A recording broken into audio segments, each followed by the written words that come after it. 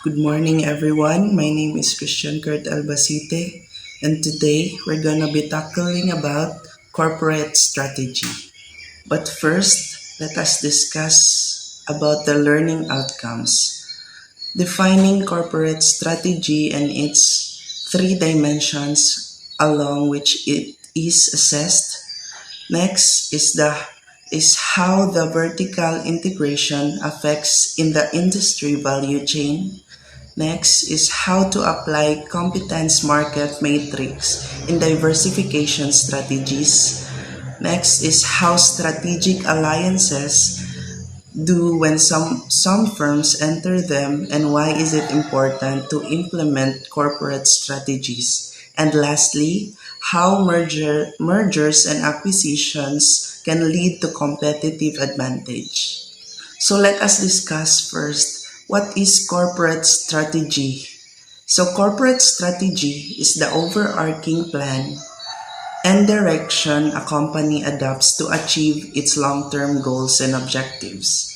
It involves defining the company's vision, making strategic decisions on resource allocation, and determining the scope of business activities. So corporate strategy, it is the overall plan that company uses in order to achieve its long-term goals, then assess their capability to the market, and also to their resource allocation. So there are three dimensions of corporate strategy which to be discussed by the next reporter. Thank you. Vertical integration. This dimension focuses on the extent to which company controls the different stage of production process or value chain from raw materials to the end product. So vertical integration, it is the company controls more step from raw material to selling the final product. So backward integration, a company takes ownership of its upstream suppliers such as acquiring raw material supply. So in backward integration, a company or a business take control supply chain of or taking control its suppliers. So the purpose ani nila is to maka-less sila sa cost, then maka-save sila, and also the availability of raw materials is makontrol nila. Other example na is coffee shop business. So a coffee shop business, kinahanglan jud nila og kanang beans gani, kanang mga liso sa coffee. So instead na for backward integration, instead na mangita sila og daghang supplier para sila bean, something na limited ang supply gani, kay syempre as a supplier or dili man jud as a supplier sa gawas, dili man jud siya tanan supply available, kay nabay mga mga something mga fortuitous event mahitabo. So sa ilaha, instead na mukuha sila og kanang beans or raw material from other supplier, in backward integration gina-apply nila is sila na mismo ang nag-grow sa bean, or sila na mismo ang naghimo og farm para sa ilahang bean nga ginagamit nila para sa ilahang coffee shop or coffee business. Next is forward integration. A company takes ownership of its downstream buyers such as acquiring a distributor or retailers. So in forward integration naman, si business or si company, instead na mag-supply sila og mag-supply sila og finished product sa other store or other business or other company mag-provide sila og finished product ng ilahang ginahimo for forward integration. Sila na mismo ang distribute or sila na mismo ang gabaligya sa ilahang product nga hinimo silang mga finished product. So mo na siya ang forward integration, instead na mangita sila og mga retailer para sa ilahang product na ginabaligya or para sa ilahang para bagsakan nila or ilahang hatdan sa ilahang mga finished product. Sila na mismo ang ga-distribute sa ilahang product nga finish na or kung ang pwede na gamiton sa consumer. For example, vegetable or kanang kamuti mohang product niya imong baligya kay kamuti. So pag imuhan nang ibagsak or imuhan nang i-deal sa palengke, which is ang price sa palengke is 30.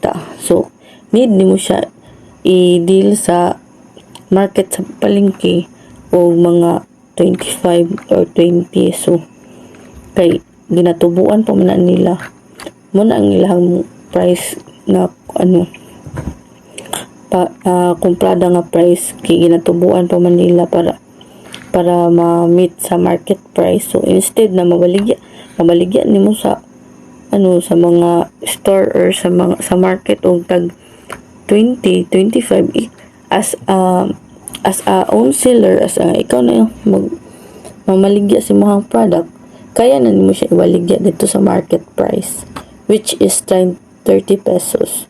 So makagain ka og revenue, and as maka-control pa nimo ang imuhang product na ma-reach mismo sa customer.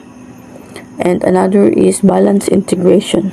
A company own both upstream and downstream stage of the supply chain. So balance integration as a company or as a business, ikaw na ang control sa raw materials, then ikaw na pud ang control sa distribution. So thank you. Good day everyone. By the way, my name is Ivy Jean Guzon, and my topic is all about horizontal integration, diversification, and core competence market matrix. Horizontal integration, this dimension concerns the company's scope of activities across different industries or markets. Diversification involves expanding into new areas or products that are not directly related to the company's core business. So, ang horizontal integration, it means the acquisition of a business producing the same or similar goods and services. Si diversification is pagpasok sa new business na dili related sa ilahang main nga business para mas makadugang sa ilaha og kita. So, there are two kinds of diversification. The first is related diversification and unrelated diversification. So, related diversification involves a company expanding into new industries or business that share similarities with its existing operation, leveraging core competencies or resources to create synergies and potentially gain a competitive advantage. So, si related diversification kay kanang ang isang company mag-expand sa ilahang business nga similar or related sa ilahang main nga negosyo. So, for example, si Jollibee, mag-open siya og kanang mga food stall or kanang mga pizza chain, which is related siya sa main nila nga negosyo, which is ang Jollibee. Same lang sila nga foods. So, si unrelated diversification is also known as conglomerate diversification, occurs when a company expands into new business or industries that have those significant similarities or overlap with its existing operation. So, si unrelated diversification, also known as conglomerate diversification, it means kanang pag-expand sa ilahang business sa laing-laing market nga dili same or related sa ilahang main nga negosyo. So, for example, si Jollibee, naka-decide siya na musulod siya og kanang clothing business. So, which is dili jud siya related or same sila hang main nga business nga food service. Next is Core Competence Market Matrix. The Core Competence Market Matrix helps companies choose diversification strategies by aligning core competencies with market opportunities. So, leading to strategies like related diversification, using existing competencies in new markets, or unrelated diversification, developing new competencies for new market. So, si Core Competencies Market Matrix is usa ni siya ka tool or guide nga makatabang sa mga company kung asa sila mag-expand sa ilahang business. So, pinaagian ni kay diri sila magtan-aw kung magamit ba sila og related or unrelated business. So, dito sila mag-base sa ilahang strengths or sa mga market opportunities. So, pwede nila pilion si related diversification, same skills, new market. So, for example, si Jollibee mag-open og burger business sa ibang bansa. So, same skills sa food industry pero bag-ong market which is sa ibang bansa. So, pwede po nila pilion si unrelated diversification, new skills, new market. So, for example, si Jollibee magtukod siya og kanang hotel business. So, lahi na nga industry, dili na siya related sa food. So, kailangan pa sila mo develop og kanang new skills para sa hospitality industry. And that's all. Thank you. So, good day everyone. I'm the next reporter and my topics it's all about the breakdown on how to apply the matrix. So, first is understand core competencies. Here's a thing to identify. Analyze your company's strengths and resources to pinpoint what you do exceptionally well. So, when we talk about core competencies, it refers to the company's strengths or the company's advantage from their competitors. And when we relate it into our other subject, which is international business trade, core competencies is just like a absolute advantage. So as we all know, absolute advantage is company producing product on what they are good at. So here are some examples of core competencies. So first is product quality. So that is a core competencies when a certain company produce a high quality product. Then next is customer service. So how they interact with their customers and how do they listen well to the feedback of their customers. So that is customer service. That's one of core competencies. The next is design or innovation. So for me, I think this core competencies, design or innovation, is suitable. I know this is one of the core competencies of Apple company, design or innovation, because as we all know, when Apple company produce a new phone, which is iPhone, so diba, the design is so very aesthetic and the features are so very innovative, like dagko na kayo sila mga RAM and ROM. Then next is efficiency, how company efficient when in terms of producing high quality product. Then next is sales and marketing, how the way they market their product. So that is core competencies. Then, so, number 2, analyze market opportunities. So, the thing to identify is research potential new markets or industry that align with your company's strengths and goals. So, when we talk about analyze market opportunity, it's just like looking for a new market or industry where your company can expand or can grow. So, here's the thing to consider. So, market size. So, market size lies behind the question by asking unsa ang scope sa market size. Like for example, sa tayo bakanda kag market opportunity sa Monte Vista. So, ang imong market size sa Monte Vista lang ba or apil sab ang Nabunturan or Moncayo or Compostela. So, that's is market size. That's one thing to consider. The next is growth potential. So, in that particular location, makita ba nimo imong market nga na growth dira or ba dira high demand ba dira nga place sa na need ka mag-market. So, that is growth potential. Then, competitive landscape and customers needs. So, means that ang core competencies ba sa imong company is suitable ba dra sa certain market or industry or mao ba na ang ginapangita sa mga tao. So, that is customer needs. Then, next, sorry, mali dapat pa down. So,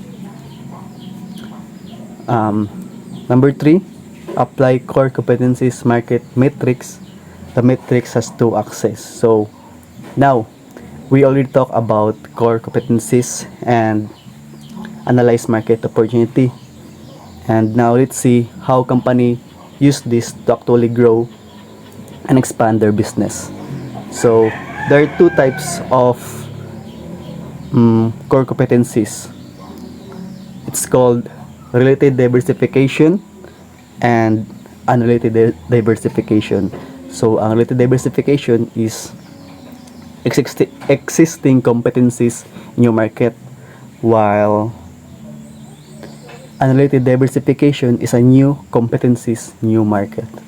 So, let's talk about that. So, first is related diversification. Meaning is leverage your existing core competencies to enter new related markets. So, example, a company known for its engine building expertise, Honda, expand into new products like cars and trucks, utilizing its core competencies. So, this related diversification is that what company do here is to utilize and maximize their core competencies. As we can see here, the core competencies of this Honda company is producing or expert in building a we should say that motorcycles. So, by utilizing their core competencies through expansion, so mag-add sila core competencies na related sa ilang core competencies or related sa ilang ilang absolute advantage, ilang kahawd, sa expertise. So, that is by building another car and trucks. So, yeah, that is related diversification, means to utilize their core competencies. Then, on the other hand, unrelated diversification develop new competencies to enter completely new markets. So, example, a company known for manufacturing expands into financial services industry, requiring them to develop new financial expertise. So, as we can observe already, unrelated diversification is just like adding one more competencies in a certain company. So, di ba? So, another example, di ba? Like ako, how ko mag-produce og bag, high quality bag akong gina-produce. So, mo na akong core competencies, and I want to expand my market by adding one more core competencies, but unrelated siya sa akong core, core competencies or absolute advantage, which is ang pag-produce og bag. So I want to expand my market by adding one more competencies, which is mag-bake og cake. O di ba? Laira kayo sa maghimo kag bag og sa mag-bake og cake. So that is unrelated diversification. Means to add one more core competencies in a new company. So para matawag na core competencies, so dapat isa diyan sa jud mo na. So like mag-bake, dapat mag-study sa ka unsang pag-bake, unsang para mas lami ang pag-bake. So pag ma-perfect nimo na, so that's the time na imo na ng core competencies. So doon na imong core competencies sa isa company, which is mag-produce og bag o mag-bake og cake. So that is unrelated diversification. So that's all my report. Thank you for listening. So let's go now to my topic, which is strategic decision. Number 4. This section outlines the process of choosing and implementing a diversification strategy. Diversification is expanding into new markets or product lines to reduce risk and increase growth. Under of this strategic decision is to choose. Select the diversification strategy that best aligns with your company's goals, resources, and capabilities. This involves assessing your company's strengths and weaknesses and choosing a strategy that leverages its strengths while mitigating its weaknesses.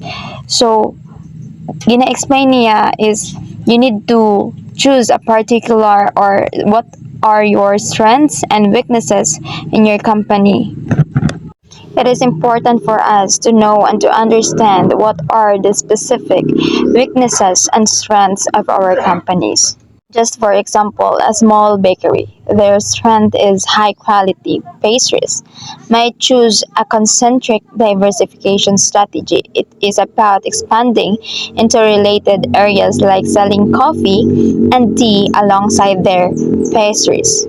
So that is the example, and they wouldn't choose conglomerate diversification. It is about unrelated products like cars because it doesn't leverage their existing expertise.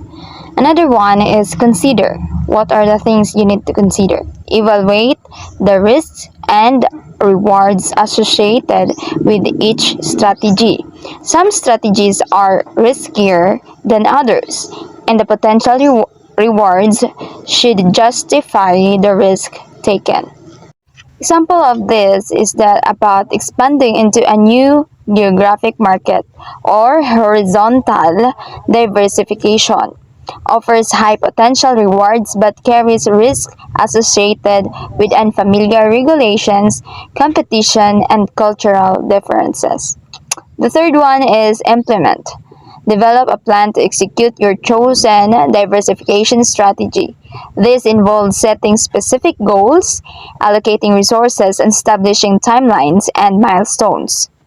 Example of it is to implement a vertical integration strategy, controlling more stages of the supply chain. A clothing manufacturer example is a clothing manufacturer might invest in its own cotton farm, reducing reliance on external suppliers and potentially lowering costs. The implementation plan would detail the investment needed and the expected impact on costs and profits. So let's go to our next slide, which is geographic scope, global strategy. This section focuses on the geographical reach of a company's operation. This dimension relates to the geographical areas where a company operates or intends to operate. It involves decisions about whether to focus on a local or global market and how to adapt to different cultural and economic environments. It is the choice of geographic scope significantly impacts a company's strategy, operations, and marketing efforts. So let's go to local strategy. This is a focused approach concentrating on a single geographic market and region. Advantages include deep understanding of the local market within the local market like nala sa atong palibot nga mga negosyo. Strong customer relationships towards our customers' relationships and reduce logistical complexities. However, it limits growth potential and exposes the company to regional economic downturns. Another one is regional strategy. This involves operating in multiple but related geographic markets or regions. It offers a balance between local focus and broader reach. The company can leverage economies of scale while still adapting to regional differences. This strategy allows for expansion, mas ginapalawak, while managing risk associated with wider geographic diversification. An example of this is a regional bakery chain operating across several neighboring states. So like that. And the third one is global strategy. This is the most ambitious approach involving operations in a wide range of geographic markets worldwide. It offers significant growth potential and access to diverse markets. However, it presents significant challenges, including navigating different regulations, cultures, languages, and economic conditions. Because from the word global, it is about all over the world or international strategy, something like that. However, it presents significant challenges, including navigating different regulations, because you need to apply or you need to respect and follow the regulations, their cultures, languages, and economic conditions. This often requires significant investment in infrastructure, logistics, and international expertise. Example of this is a multinational corporation like McDonald's with locations worldwide. They adapt their menus to local preferences while maintaining a consistent brand identity. In summary of my part is that it is a framework for strategic decision making encompassing both the diversification of business activities and the geographic scope of operations. Both aspects are interconnected and require careful planning, analysis, and execution for successful outcomes. Thank you. Reporter. My topic is the three dimension of corporate strategy. Vertical integration or vertical scope is pagpapalawak or ang iyang way sa pag-expand kay pataas or pababa sa supply chain. Forward or backward integration. So next, the horizontal integration or horizontal scope is ang ihapang way sa pag-expand kay same right industry or product line. So geographic integration or geographic scope. Ang geographic integration naman ay ang iyang way of expansion is sa ibang location or countries. Strategic alliances is a partnership between two or more companies to achieve a common goal, often by sharing resources and expertise. Firms enter these alliances to gain access to new markets, resources, or technologies and to share risk and costs, ultimately strengthening their competitive position and aiding in the implementation of corporate strategy. So, strategic alliances, partnership between two or more companies para ma-achieve ang common goal. Nag-share sila ng resources and expertise para makasulod sa new market or technologies, mabawasan ang risk and cost, palakasin ang competitive position at makatulong sa corporate strategy. So, strategic alliances is a collaborative agreement where companies combine their resources, capabilities, and expertise to achieve a specific strategic objective that would be difficult or impossible to achieve independently. Another explanation sa strategic alliances is collaboration, kung saan nagsasama ang mga companies ng resources, skills, at expertise para ma-achieve ang goal na mahirap gawin ng solo. That's all po. Thank you. Access to resource and capabilities. Alliance can provide access to new technologies, expertise, or resource that a company might not have internally. So, business frequently lack internal research, specialized knowledge, or technologies. Through alliance, they can benefit from other business strength and anchor the resource they require to be successful. This might be anything from highly qualified engineers to specialized software. Market expansion. They can facilitate entry into new geographic markets of our customer segments. So, a partnership can access business in researching new markets and clients. To enter foreign markets, for instance, a local business may collaborate with a multinational behemoth. This enables to reach a wider audience and possibly grow their client considerable. Risk and costing sharing. Alliance allow companies to share the financial and operational risk and costs associated with large projects or ventures. Big undertakings can be costly or risky. Through alliance, business can split the up operational and financial risks, which make these initiatives easier to handle. Learning acknowledge transfer. Business have done chance to learn from one other alliance. They may entail exchanging operation expertise, best practices of even cutting edge technology, increasing increasing competitiveness. Businesses is an alliance can forge a more formidable competitive position by pooling their strength. They called Intel combining marketing initiatives, pooling resources of even working together on product creation. Together they can accomplish more than they could apart. Good morning, ma'am.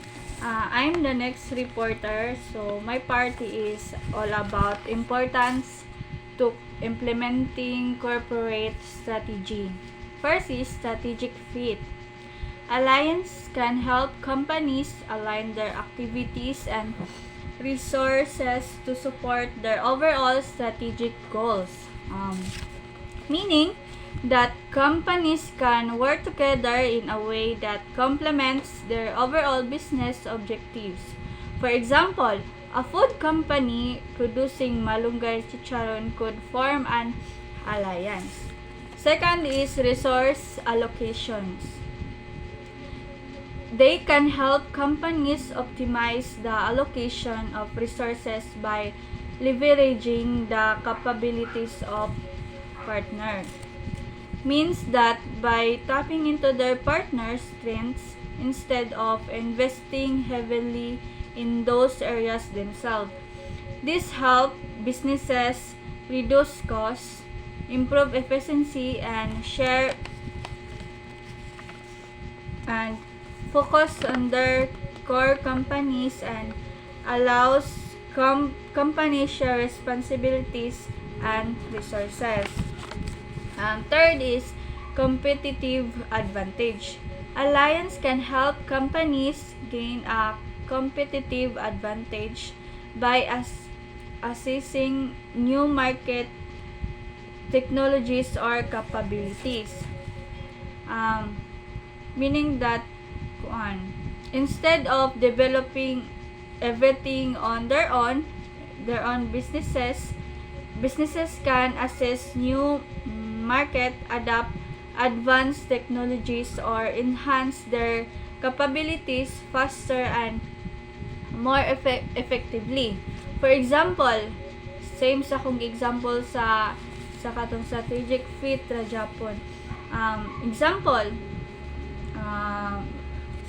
in a marketing, Malunggay Chicharon forming strategic alliance can create a competitive edge by expanding to new markets. And the fourth is speed to market. Alliance can accelerate the development and launch of new products or services by leveraging the expertise of partners.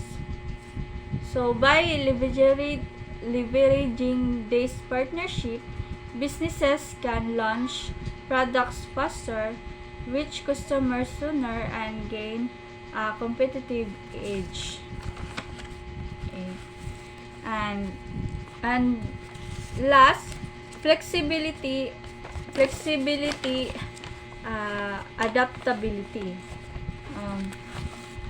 Alliances can provide companies with greater flexibility and adaptability to changing market conditions. Meaning, by forming strong alliance, businesses gain the ability to respond to market shifts while minimizing risk. And the last is merger and acquisition, or M&A or MRE. Can potentially lead to a competitive advantage by enabling companies to gain market share, assess new markets, achieve economics of scale, and integrate complementary assess but execution and strategic alignment. However, success depends on strategic planning, seamless execution, and alignment between the merging companies. Even if an merger and acquisition has potential benefits, failure in execution, like poor cultural fit, misalignment in strategy, or integration challenges, can lead to inefficiencies, conflicts, or financial losses. And that's all, ma'am. Thank you for listening. So good day everyone. So I am the second to the last reporter for the group 3, and for the topic for our topic, the corporate strategy. And the topic that I will discuss is the potential benefits and competitive advantages of mergers and acquisition. So before I formally start with my discussion, I will have a brief definition or discussion about mergers and acquisition. Very short lang siya. Mergers and acquisition are the transaction where the ownership of company or their assets are transferred to another company or consolidated to another company. So mergers and acquisition are the transaction where the ownership daw sa company or ang ilang assets kina-transferred or nag-consolidate sa other companies. So, muna siya ang mergers and acquisitions. So, ato siyang i-separate definition para masabtan dyan. So, merger is between two companies combine, form a legal entity under a single corporate name. Mauna siya ang merger. Ang merger, two companies combine each other, nag-form sila og gitawag nato nga new legal entity under a single corporate name. Then the next one is the acquisition. One company purchases another outright and become the new owner. So acquisition is one company nag-purchase to another company or the outright, and because company siya na to ang tag-iya ato. So proceed ta sa ako ang topic, which is the potential benefits and competitive advantages of mergers and acquisition. So the first one is the increased market share. So wala jud company existed company around the world nga walay market shares na agyud. But with the help of mergers and acquisition, it helps the company to expand the reach and capture a larger share of the market. So ingon kita no nga, yes, dako kay tabang if ever merger and acquisition ang hisgutan kay, well, it's merged, it what we call two companies merge each other or nagapalit sila through transaction sa ilahang mga assets. The next one is the access to new markets. By acquiring companies in different geographic location or industries, firms can enter new markets and diversify their operations. So, access to new markets. One of the best example is Dubai. Dubai is the country, one of the country, dili siya the most, but one of the countries around the world nga very standards in terms of business aspect ang hisgutan. Ang Dubai is very nadira tanan 5 star hotel nadira sa Dubai. Then I don't know if ever nakanood mo nga story na ay company or beauty products bato diri sa Philippines nga successfully entered sa Dubai. Very well known ang pud gud siya diri sa Philippines. Then isa mo siya og popular nga naka-enter siya sa Dubai. Then the third one is the economies of scale.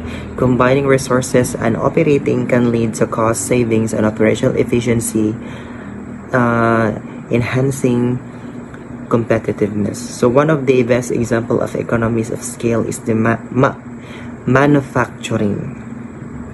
Yes, for example, what companies ang ilang main yun yung ginakuan is manufacturing a car, nagabot og sakyanan. So big advantage sa ila kay dili na sila maglisod og kuan kay kana magkasinabot sila sa ilang kuan kay sila both companies nagabot og sakyanan, dili na sila mangita og mga high quality of parts of the cars kay within sa ilang company pwede na sila maka-come up o makita og mga high quality nga mga parts sa ilahang sakyanan. So the fourth one is the synergy. Combining complementary assets, expertise, and capability that can create synergistic effect, leading improved efficiency and innovation and stronger competitive position. Synergy. One of the best example is dili siya best but I think pwede siya mahimong example si Facebook and Instagram. Diba sa ato diri most sa ato ang mga students sa karon hilig kayo mag-story Instagram then connected to Facebook. That's what we call synergistic effect. And also diba na sometimes makita ta og reels sa Facebook nga reels to siya sa Instagram. Yes. Well, it leading to improved efficiency, innovation, and stronger competitive position. So the next one is the financial strength. Mergers and acquisition strengthen a company's financial position, enabling investment in research and development, marketing, and other strategic initiatives. So, financial strength, enhanced financial strength. One of the best examples if ever mangutang. So dili na ma-worry ang both companies ilang borrowing pila pa ang ilang utangon o ang ilang borrowing capacity, dili na sila ma-worry o kuan ana kay they know that na makabayad na sila ana. Yes, the next is the innovation and technological advancement. Acquiring companies with innovative technologies or expertise can accelerate companies' ability to develop and introduce new products and services. Yes, mo ginino kasagaran yun. Maka-create og mga innovative new products gumikan sa technology rather. Sa technology and innovation, mo gina siya kasagaran jud if ever. Well, merge companies, mga nindot ang ilahang mga technologies, mga advanced technologies, mga innovative technologies, well, maka-create gid sila ana og mga or maka-develop sila or maka-introduce sila og mga innovative new products or services. The next one is the talent acquisition and retention rather.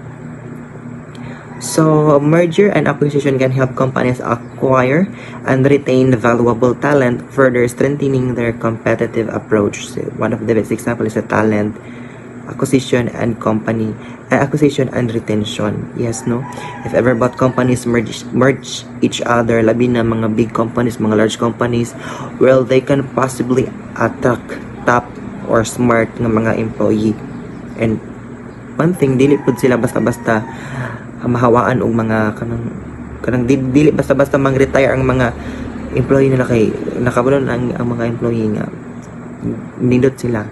No. And next one is the strategic alignment. Merger and acquisition enable companies to realign their strategies and focus on core competencies. Core competencies, reevaluate your strength and weaknesses. Muna siya example kay para ang inyong company is kanang if dili lang kay siya mo kanang magpundo ra dira nga part, well magkaanam siya og kakuan nga kanang mag-reevaluate mo sa yung strength and weaknesses, asa mo nagkamali, asa yung kulang, asa ana. That's what we call strategic alignment. It focuses on core competencies like strength and weaknesses. So the last one is broadening product portfolio. So mauna siya ang last sa potential benefits and competitive advantages, which is very mura kini siya kanang mga information or mga resources ni mga naimuhang na-learn between both companies nga well maka-produce ka og mga products nga gikan sa other companies nga inyuhang nasabutan. Broadening product portfolio. Acquiring or merging with other companies, business can quickly integrate fresh products and services into their portfolio. Kanang magkasalabot mo nga ingani inyong kuan dapat ingani atong buhaton. Yeah, well, kung magkasalabot, well, mag-successful yun na. So that is the potential benefits and competitive advantages. The first one, increase market share, access to new market, economies of scale, synergy, enhance financial strengths, innovation and technological advancement, talents acquisition and retention, strategic alignment, and broadening product portfolio. So that's for my discussion, and proceed to the next reporter. So here are the challenges and consideration in mergers and acquisitions. First is the integration challenges. Merging two companies can be complex and challenging, requiring careful planning and execution to avoid disruptions and ensure a successful integration. So when merging two companies, it can be very hard. So careful planning is required to ensure that the company runs smoothly. Next is the cultural differences. Differences in corporate cultures can lead to conflict and resistance to change, hindering the integration process.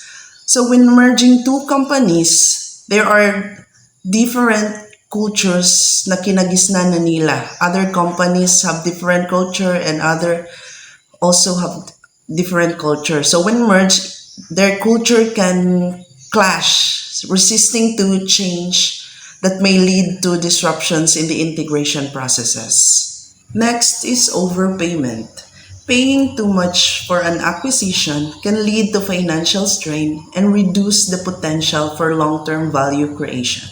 So if you pay too much in buying other companies or for the acquisition of other companies, it can lead to financial strain, which can be difficult to recover in the long term. Next is loss of innovation. In some cases, mergers can stifle innovation by creating a larger, less agile organization. So, I think if you merge two companies, the larger organization tend to have less flexibility in terms of